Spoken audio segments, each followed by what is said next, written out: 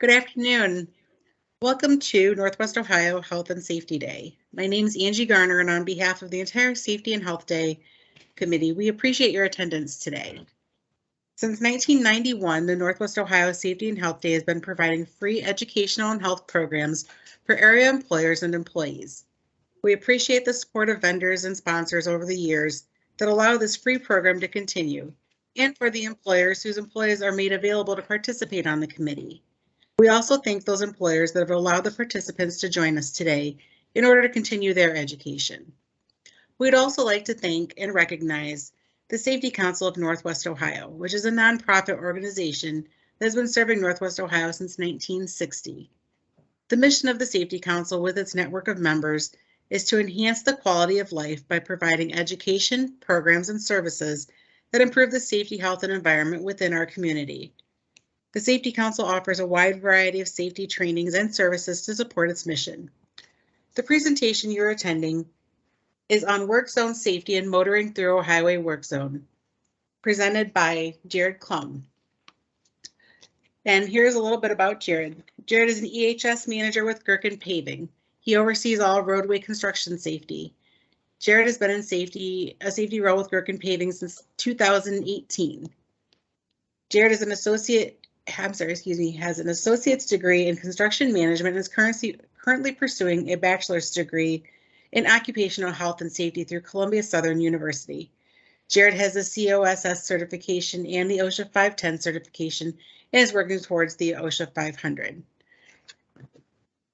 At this time, I would like to ask everyone to put their computers on mute if you've not already done so, and please turn off your video. If you have questions, you can simply type them into the chat, and they will be answered at the end of our presentation in the last 10 minutes. Please keep all chat to the topic and presentation and respect the speaker. And now I'd like to welcome Jared Klum. All right, hello everyone. Good afternoon. So, work zone safety is a pretty broad topic. There's a lot of variables, a lot of aspects to a work zone, but this presentation, I'm going to talk a lot about 2-lane roads using flat car operations and a lot of heavy highway jobs and work zones through a highway project.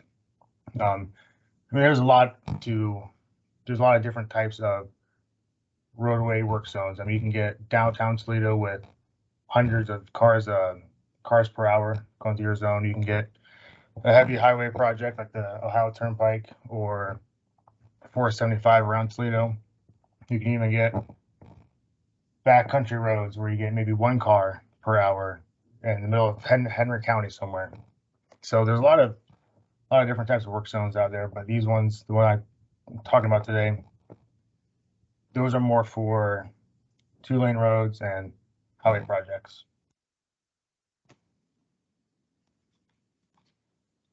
So here's a flyer that I acquired from watch4us. This is from the National Work Zone Safety Awareness Week. 765 people in 2016 died in a roadway work zone. 14% of them were pedestrians. 19% were construction workers, and 67% were drivers and their passengers. Driver error accounts for over 75% of all crashes. That's due to distracted driving, cell phones, radios, passengers, texting and driving. That's a real big one in today's society. Passengers, I'm even guilty of it myself. Driving down the road, I'll have the kid in the back seat, dog, whoever, family members, and you're turning around yelling at them because the dog is doing something, the kid's doing something they shouldn't be doing. There's a lot of stuff. Tired driving. So anybody who works a third shift, you work from 6 o'clock at night, 7 o'clock at night till 6, 7 o'clock in the morning. When you're driving home, you're tired. They say that if you stay up for 24 hours, you have the same impairment as somebody driving on the road with a 0.08 alcohol content. People, if you're working night shifts out there on the turnpike and stuff or any job, people are leaving the bars around 2, 3 o'clock in the morning. You're out there working. That's a major hazard. Road rage. When you get road rage, people drive aggressively. Road rage happens a lot through job sites, especially because the motoring public, they look at job sites as an inconvenience. They see your job site is going to make them late to their meeting, and they think that their meeting is more important than our safety. So work zones are assigned to slow down. Construction companies and contractors, we do everything in our power to make sure that our work zone is safe for their workers and for the general public, for the motoring public. The greatest variable in road construction safety is the motorist. Work zone safety is everyone's responsibility, not just the contractors. When we're out there, the greatest variable is the motoring public, and we cannot control who drives through our work zones. What we can do is make the work zone smoothly, make sure all of our signage is in place, our barrels are set correctly. We can follow proper procedures to make sure that it's as safe as possible for everybody. So parts to the safety is prior planning. The job safety analysis, the JSA, those should be completed prior to each project and before each phase of the job. They should be completed by the project manager. The foreman should review the JSA with the crew prior to beginning each shift or begin before each phase of the project. The foreman and other supervisors should do a daily pre-task plan or a PTP to look for any hazards that may have changed from the night before. So a new hazard would be, they have the original JSA and then you go out to the job site the next day and there's a storm that blew through the night before, causing a down power line or something like that. When you do the pre-task plan and go through and identify, hey, there's a down power line at our job site, mark it down.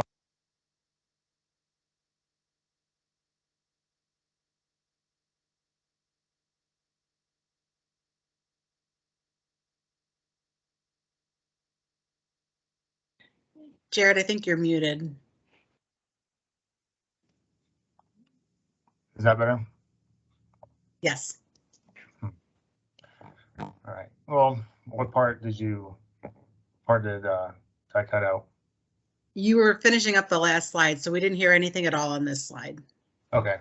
So this is a JSA. There's an example of a JSA. So when the project manager fills out the JSA, you should fill out the work tasks. So it goes from left to right, obviously. So the work task could be they're setting the zone in the morning. So before they get out there, they have to go out there and set the advanced warning zone.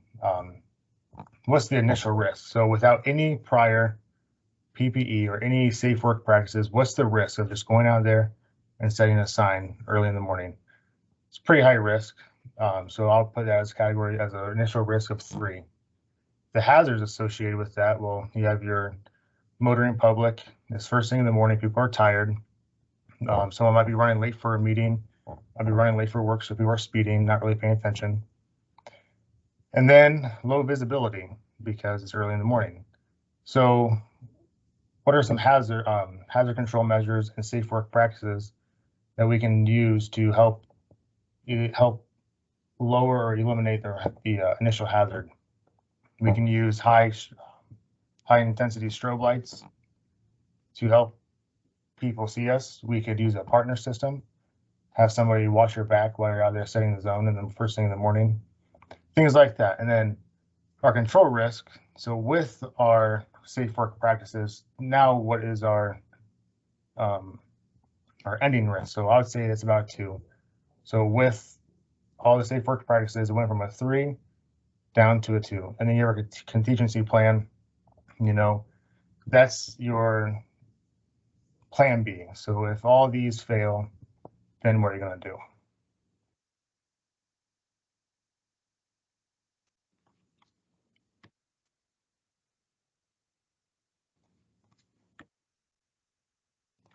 Keeps muting on me. There we go. So when you are doing your JSA, you want to think about the hierarchy of controls. So obviously, the first thing you want to do, the most effective thing, is to eliminate the hazard. Physically remove it from the job site.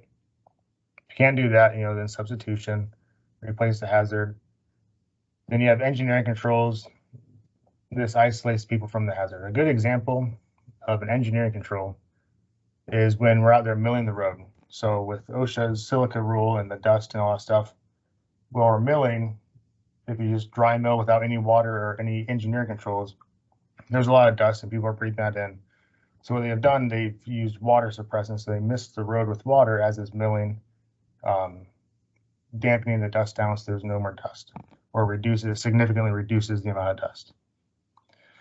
Then you have administrative controls. That's kind of changes the way people work. So paperwork and policies and procedures and things like that. And then you have your personal protective equipment. That is the least effective option. That's if you cannot do any of the other things listed above, PPE is your last line of defense. Here's an example of a pre-task plan, a PTP. This is what the foreman should fill out every morning. They drive to the job site with the original JSA with them. And if there's any new hazards that they identify, if there's a new slip or trip hazard, then they would mark yes or no, just kind of fill this out. You can customize it to however you guys work in your facility and the hazards that are associated with your facility. But if they answer yes to any of these or identify any other hazards, then they'll go down here. What are the steps in the hazard, or what are the steps in the task? What is the hazard, and how can we control the hazard? Another thing for prior planning is training. ASSA, the American Traffic Safety Services Association, is a great resource for road safety and roadway training. Anybody who has a responsibility for overseeing or setting up a work zone, and even flaggers, should attend some ASSA classes. I mean, they have countless of different types of trainings that someone can take. So talking about training, I mean, when you look at these pictures, and these are real pictures, people I know have taken these photographs in the past, have sent them to me. So all the pictures you're about to see, these are real-time photos. I mean, do you think that these people were properly trained, or any prior planning before they got out there to the job site? Look at the top left picture. I mean, the guy's real hard to see. He's sitting down on a downhill slope, it looks like. Can't really see him, sitting next to his car. The guy in the top right, his top slope paddle is too short. It blends right in with his vest. Bottom left, he's not even paying attention. It looks like he has oxyacetylene tanks in the back of his truck. If someone comes up and hits the back end of the car, I mean, he's going to get seriously injured, if not killed, and there could be even more of a hazard with the tanks in the back.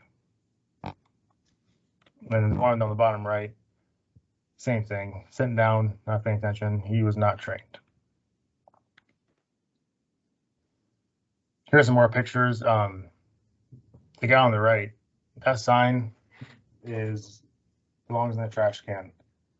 There is a certain level of acceptability to every single temporary traffic control device, and we'll talk about that here in a little bit too, but that sign is not acceptable. Same here, the flagger head symbol sign is way too close. I mean, that thing needs to be at least 500 feet away. The flagger, they're not paying attention. They're turned around, staying next to the vehicle. And this one is actually kind of funny. Somebody sent me this a couple of days ago, actually, and I thought it'd be perfect to throw in here in the presentation. But that's how they were flagging for the majority of that job. They stayed in their car and then put the sign out of the door. It's not okay. So everything that you need to know about zone setup, you'll find it in the MUTCD, which is the Manual of Uniform Traffic Control Devices. This is the federal minimum standards and guidelines that applies to all streets and highways open to public travel. It goes hand in hand with 29 CFR 1926. The OSHA standards references the MUTCD in there.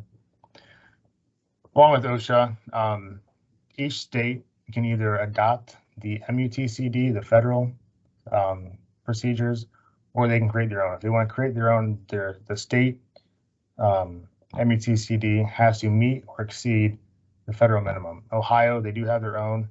Michigan as well has their own as well. So here's an example. A contractor failed to follow the NWOSD guidelines, resulting in the death of a motorist.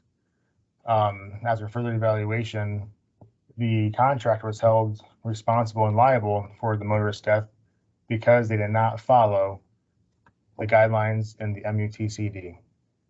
I mean, it's crucial that we follow that book. So what's some other reasons? Why should we follow standard and uniform procedures? Well, I mean, it promotes uniform response. It minimizes driver's confusion, minimizes liability, increases the motorist respect, and for everyone's safety. I mean, if you drive through one job site and everything's perfect, the signs are clean and well kept, the maintenance of the zone is well kept, and people are following proper procedures, and you drive through that job site without any confusion, everything was nice and smooth and good to go, and you come to the next job site, and the signs are in bad condition. People are kind of confused on where they're supposed to be and what to do, not using proper procedures, and I mean, it can get confusing. And then your respect for that job site will go down. If every single job site and everyone was trained the same exact way and every job site was exactly the same, and you knew how to get through all those job sites, it would decrease the amount of work zone accidents significantly. So here's another picture. I mean, where's the motorist respect? If you were to drive to this job site and you saw that the company's signs looked like that, I mean, what would you think about that company? You know, you would think that they don't care about their job. They have to have signage because they have to. You know, they're not really thinking about safety or gaining the respect of the motorist. This one, that sign or whatever it is, it needs to go right back in the trash can that they got it from. And again, these are all real pictures. Somebody actually tried to use that as a flagger ahead sign. If you came across a contractor who had that out there for their advanced warning, what does that say about the contractor? So there's four main components to a temporary traffic control zone. You have you have your advanced warning area, then you have your transition area, your activity area, which includes the buffer space and the workspace, and then you have your termination area. So right here is the advanced warning. On a two-lane road like this with a one-lane closure, there has to be a minimum of 3 signs. Then you have your closed lane flagger, your transition taper, your buffer space, your workspace, termination area, and then you have your open lane flagger. Here's how it's going to look on a highway job. You have your same thing. It's always the 4. You have your advanced warning, transition area, activity area, and then your termination area. So in the advanced warning, this is where obviously the advanced warning signs go. There's typically 3 signs depending on the type of road it is and the duration of the job. The first sign is designed to get the driver's attention. For example, like a road work ahead sign. The second sign tells the driver what to expect, 1 lane road ahead. The third sign tells the driver what to do. So there's a flagger ahead sign or a flagger ahead symbol sign, or if they're on a highway job, you might have right lane closed ahead. You might have the right lane closed ahead symbol sign, and then the last one will say merge left. The NWOSD will guide you on exactly what signs need for that job and where they need to be placed. So sign spacing, the highway agency will determine, like your local agencies will determine what category the road is. So urban low speed is typically about 35 miles an hour and lower. Urban high speed is going to be 35 and higher. Any rural area, automatically the sign spacing is going to be 500 feet. So in rural area, that could be 55 miles an hour, or it could be in a rural area where the road is marked for 45. It doesn't matter as long as if it's rural, because people always typically speed down rural roads. Expressways, 1,000, 1,500, and then 2,600 feet apart. So since the flagger, if you're using a flagger, since they are holding a sign, a stop slow paddle, that is a regulatory traffic control device. So they should be spaced out according to the spacing of the signs. Law of the advanced warning area, all signs shall be removed or covered when they are not applicable, even if the work is suspended for a short period of time. So I drive one of two routes to work every day, depending on what's going on in the morning. But there's one route I take. I drive on this backcountry road for a good 30, 35 minutes.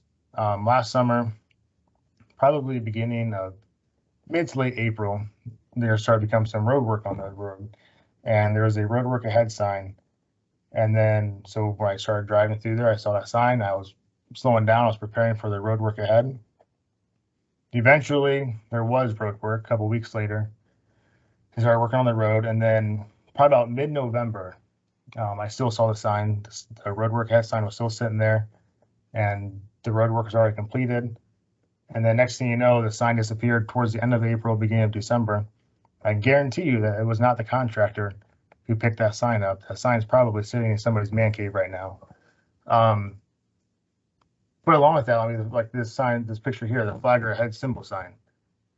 When people see that sign and they start to expect that there's going to be a flagger ahead, but if they continuously see that sign and there's no flagger ahead, they're just going to think the sign's there for nothing, and so they're going to get complacent to it. And then the moment that you're actually out there working and that sign is for you, people are going to blow right past it and not expect you because they became complacent to the signage. So the transition area of the taper, you have to use delineation devices are used to merge traffic over. The type of road work and duration of the project determines what type of delineation device you're going to use. Along with that, the taper length is determined by the posted speed limit. So if it's like if you're on a heavy highway job and that's going to last a year or several months, you should probably use the concrete barrier walls. If it's a couple-month job on a less busy highway, you can use the barrels or the drums. You know, a lot of times if we're downtown Toledo, we'll use the grabber cones, and it all depends on the duration of the job and what the mode of transportation says we have to use. So the taper length, there's a whole mathematical formula, but on the highway, it's the width of the lane times the posted speed limit. And then for a one-lane, two-way traffic taper, it's always going to be 50 to 100 feet long. That's for any flagger taper or any road that has a two-lane, one-lane closure. A minimum of 6 devices spaced about 10 to 20 feet apart. There shall be no arrow boards next to a flagger. I know in Michigan, a lot of times they do have arrow boards. However, it's not displaying the arrow chevron. They have either the 4 corners lit up or a caution bar right in the center. That's just for caution, letting people know that there's somebody standing there. So a good way to judge distance on a road.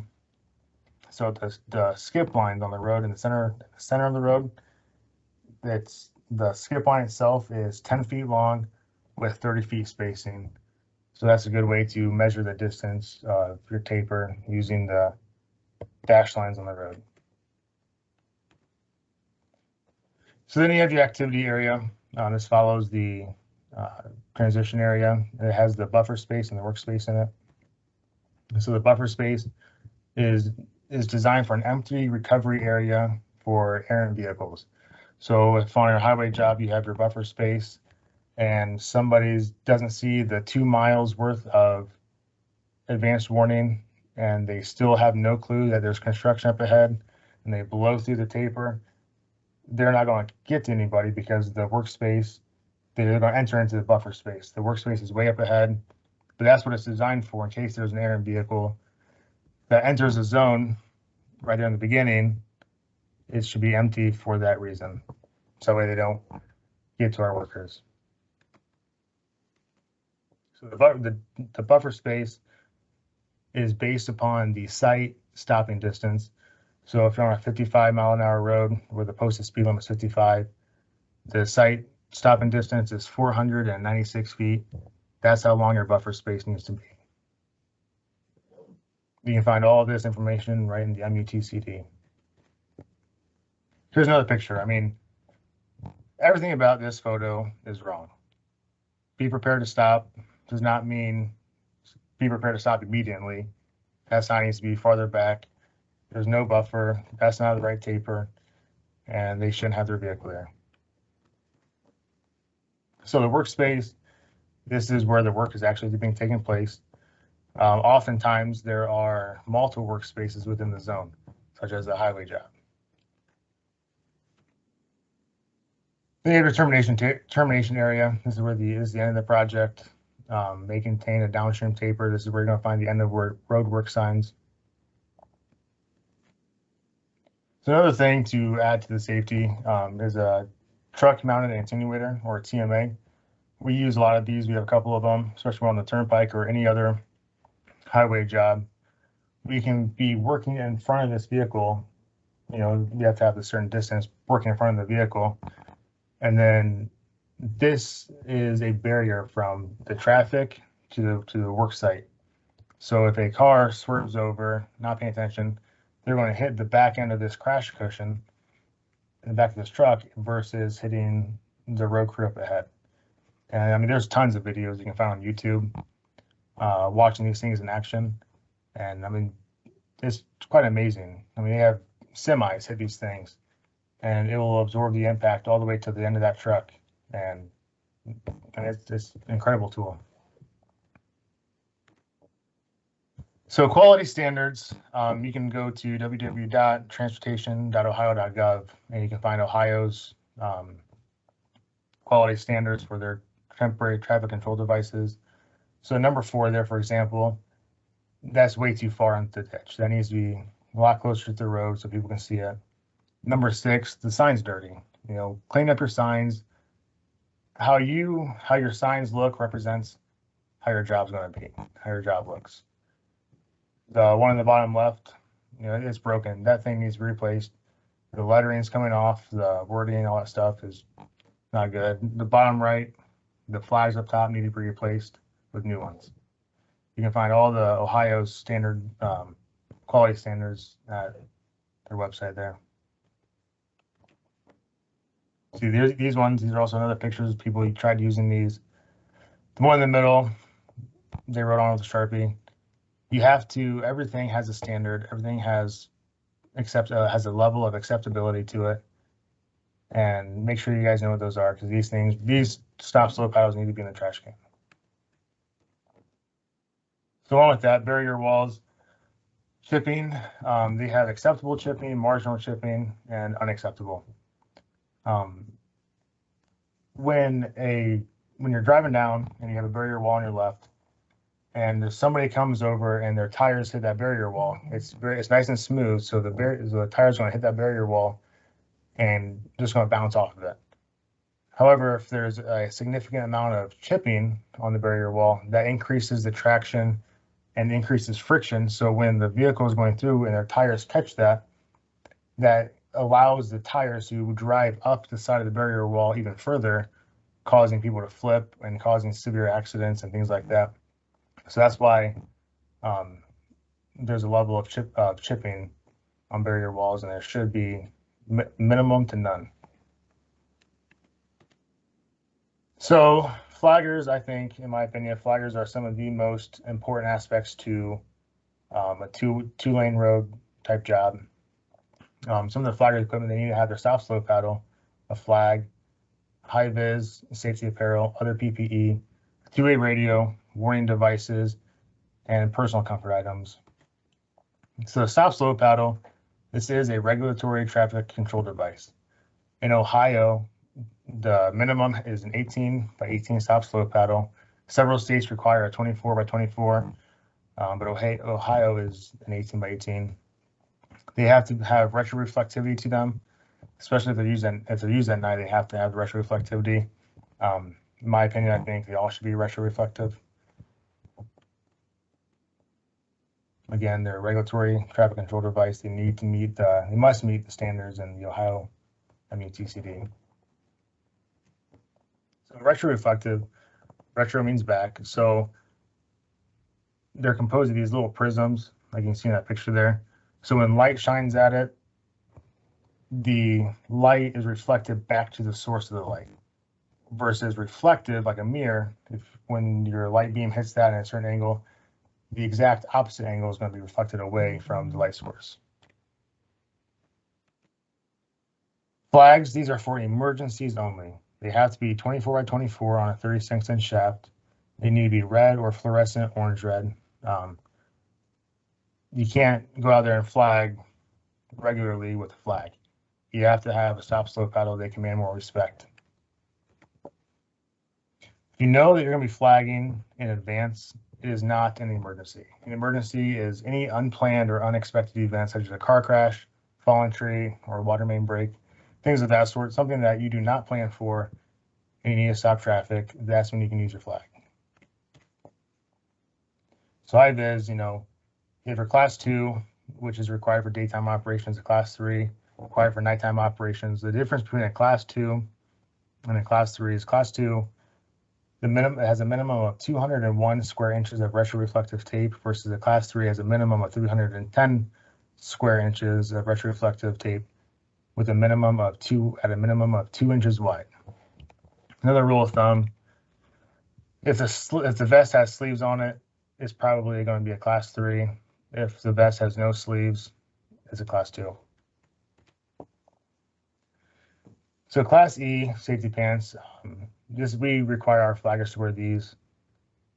That adds extra inches of retroreflective material to them. And you can see our flaggers from a mile away. I mean, our flagger incident rates have actually gone down significantly since we started using these pants, because I mean, you can see them literally probably about a mile away.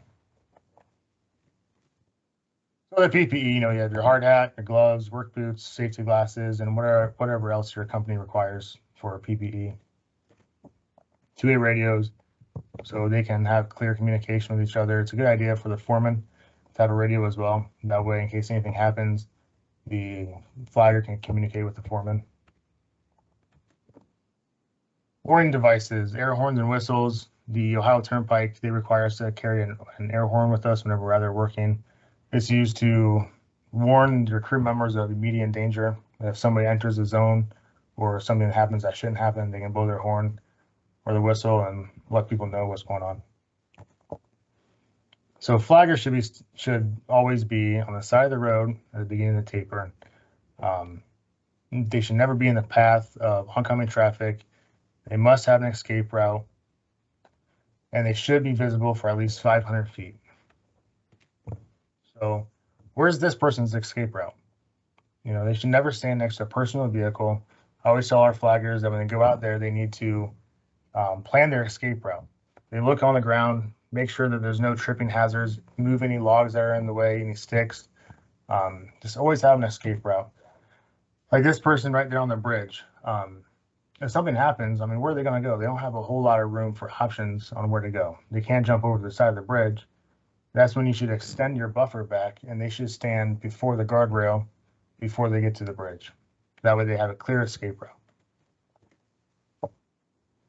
So intersections are particularly hazardous, especially for flagging. Because we cannot use a flag to flag an intersection, you have to use a stop slow paddle. There should be one flagger per lane of traffic. So if it's a 4-lane intersection, you should ideally have 4 different flaggers for that. You can find all this information as well in the MUTCD. So signalized intersections are pretty serious as well. Like in this picture, the flagger's trying to get this person to go. Do they go slow or do they stop? The signal tells them to stop, but the flagger's telling them to go. So it's a good idea to try and get with the cities or the project engineer and see if we can get the traffic lights to either be turned off or have them be flashing red. That way it turns the intersection into a 4-way stop.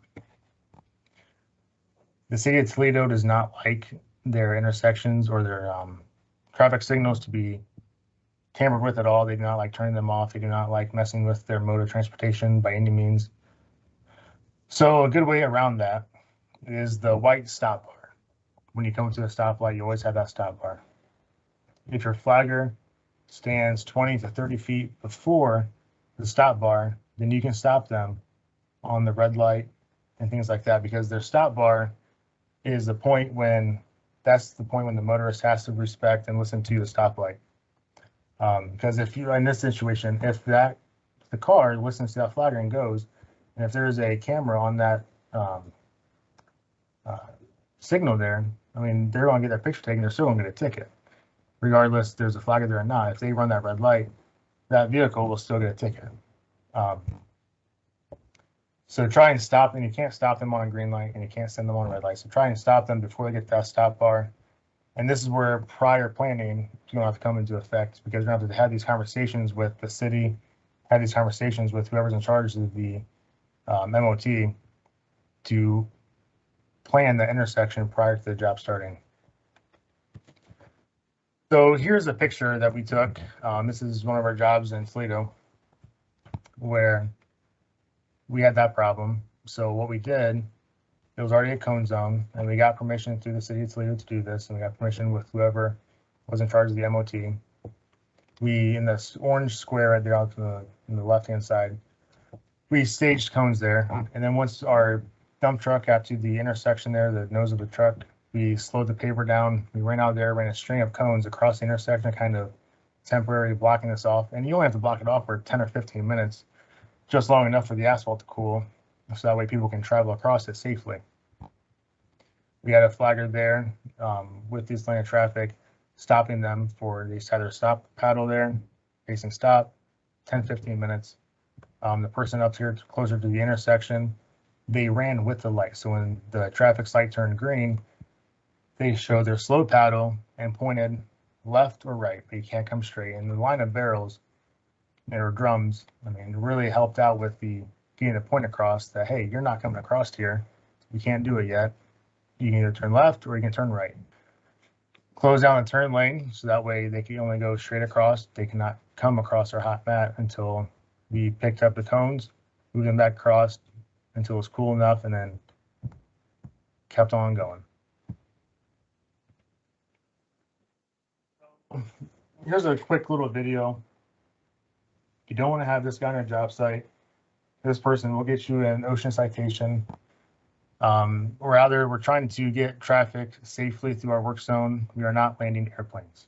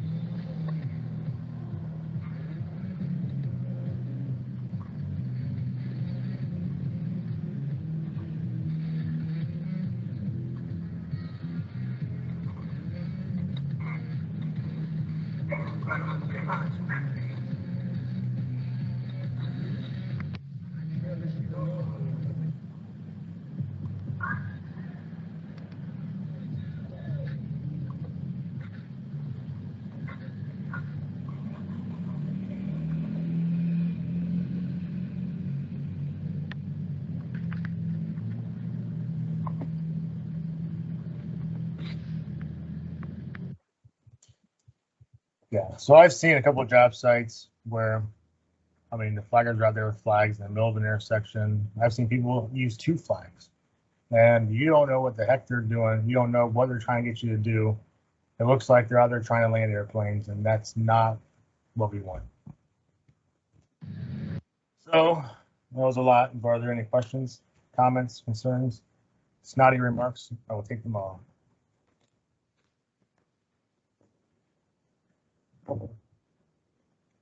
Well, I don't see anything in chat.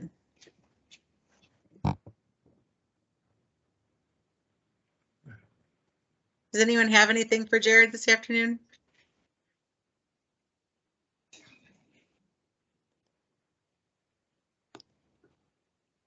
Well, Jared, it looks like you answered all the questions before they were asked, so I think that we're probably good. I do want to take the time to thank you for coming and presenting for us today. It's much appreciated, and I want to thank everyone for attending this session. We are looking forward to our final session after this. Thank you, everyone. Have a fantastic day. Be safe. Thank you.